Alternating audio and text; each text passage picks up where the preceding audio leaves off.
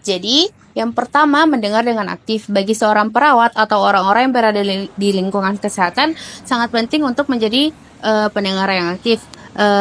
Misalnya, memiliki konsentrasi dan perasaan yang baik untuk menggunakan seluruh indera dengan bertujuan untuk menerima segala jenis keluhan, komplain, protes dari pasien.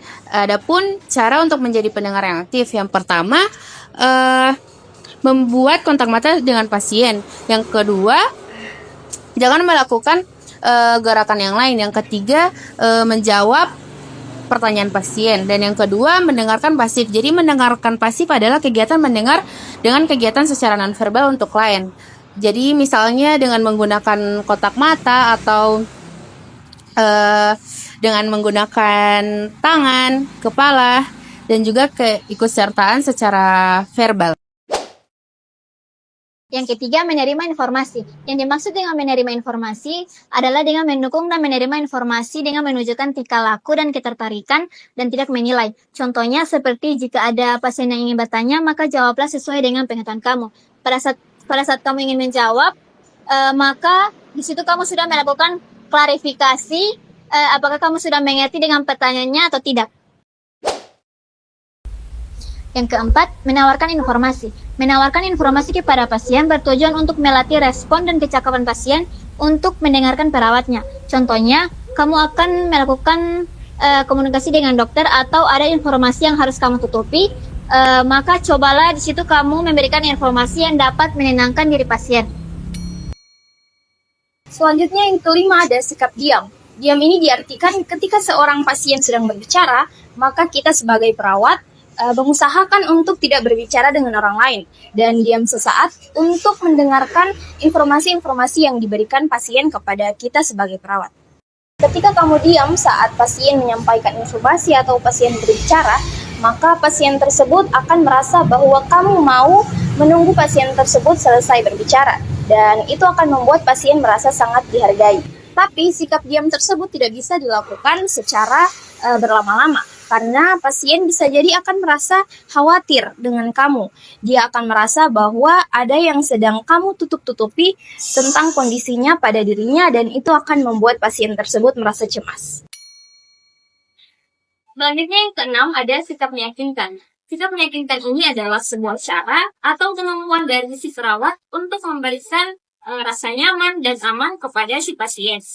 Baik melalui ekspresi wajah, perkataan, hingga bagaimana cara perawat tersebut menanggapi pasien. Pelajari teknik terapeut 4 ini, maka seorang perawat akan mampu membuat pasien merasa yakin dengan dirinya dan akan mampu membuat pasien merasa nyaman.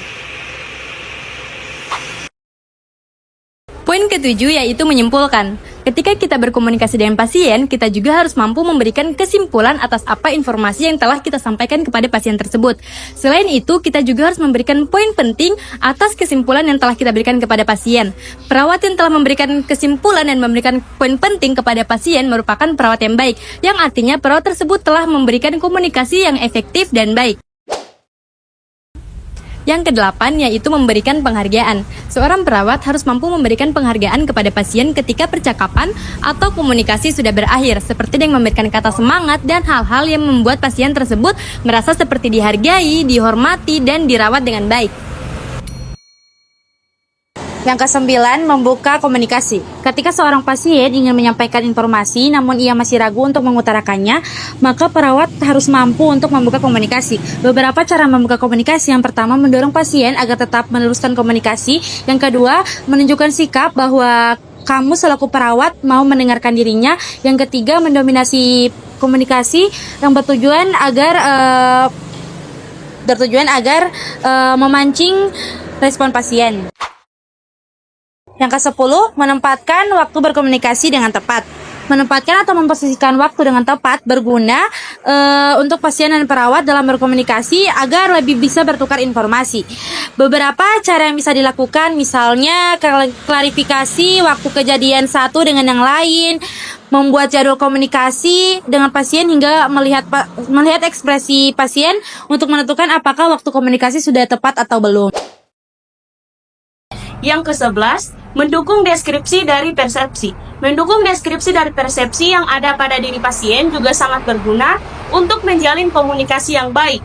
Caranya adalah dengan meminta izin kepada pasien untuk menyampaikan pendapat kamu tentang apa yang diutarakan oleh pasien. Sehingganya menanyakan apa yang dirasakan pasien dan bagaimana perbedaan perasaan yang dirasakan oleh pasien. Beberapa cara lain, contohnya seperti merefleksikan diri menjadi seorang pasien ketika pasien butuh sebuah jawaban, mengeksplorasi masalah yang dialami pasien secara mendalam dan menyeluruh, serta menunjukkan realita atau kenyataan yang terjadi dengan memberikan informasi yang tidak menyakiti hati pasien. Selanjutnya yang ke-12 adalah menunjukkan keraguan. Kadangkala terlalu percaya diri dengan sebuah jawaban juga akan mempengaruhi pandangan seseorang. Itulah sebabnya ketika melakukan komunikasi terapeutik, diperlukan sikap yang menunjukkan keraguan di dalam diri seorang perawat. Ketika kamu ragu untuk memberikan sebuah jawaban, berusahalah untuk bersikap dengan tenang dan berikan jawaban yang menurut kamu benar dengan sangat berhati-hati. Hal ini akan berguna untuk memberikan pandangan bahwa kamu menjawab pertanyaan pasien secara realistis. Yang ke-13 adalah melihat kondisi dan situasi. Cara atau kemampuan untuk melihat kondisi dan situasi yang dialami oleh pasien sangat diperlukan seorang perawat, sehingga dia mampu untuk menjelaskan pikiran dan informasi yang diberikannya.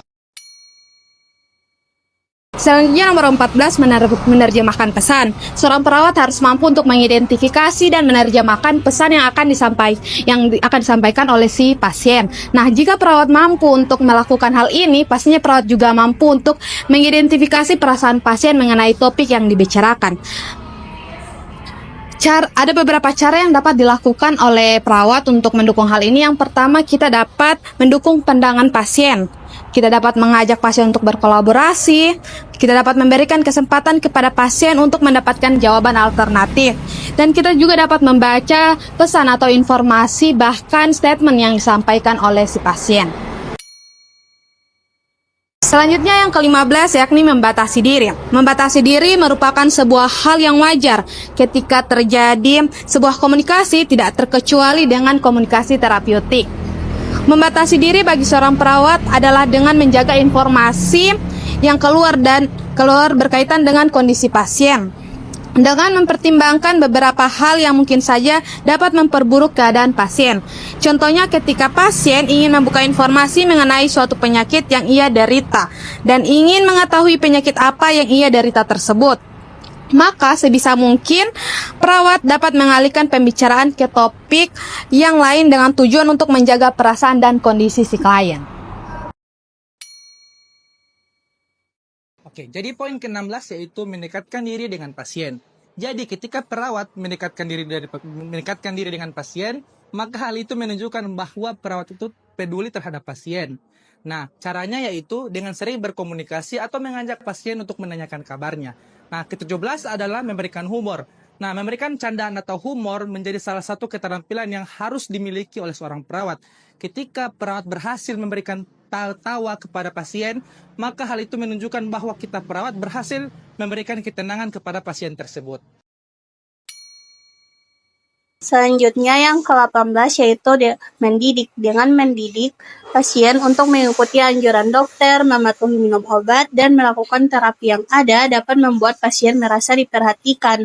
Selain itu, mendidik juga memberikan timbal balik bagi perawat untuk dapat berkomunikasi dengan pasien-pasien lain. Mendidik pasien untuk mengikuti seluruh rangkaian perawatan yang ada dapat membuat pasien jauh lebih tenang dan lebih yakin. Selanjutnya yang ke-19 ada klarifikasi. Klarifikasi sama dengan validasi, yaitu menanyakan kepada klien apa yang tidak dimengerti perawat terhadap situasi yang ada.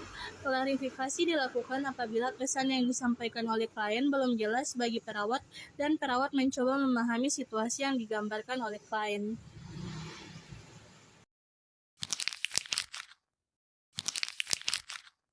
Kesimpulannya adalah komunikasi terapeutik adalah bentuk komunikasi yang bertujuan untuk membangun hubungan yang mendukung proses penyembuhan atau membantu individu mengatasi masalah emosional dan psikologis. Kesimpulannya, yang pertama, berfokus pada klien.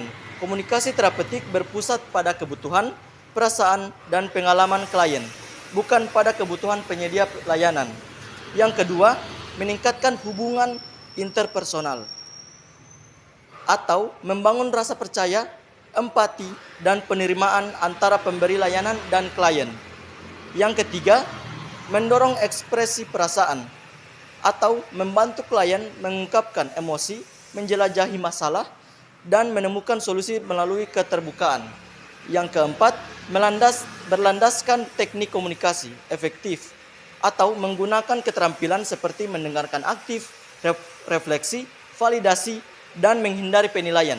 Dan yang kelima, memiliki tujuan yang jelas, bertujuan untuk membantu klien meningkatkan kesejahteraan mental, emosional, dan fisik melalui pemahaman yang mendalam.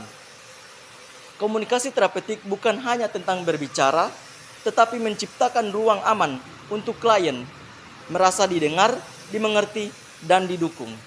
Sekian dari video yang bisa kami sampaikan. Semoga video ini dapat bermanfaat bagi kita semua. Wassalamualaikum warahmatullahi wabarakatuh.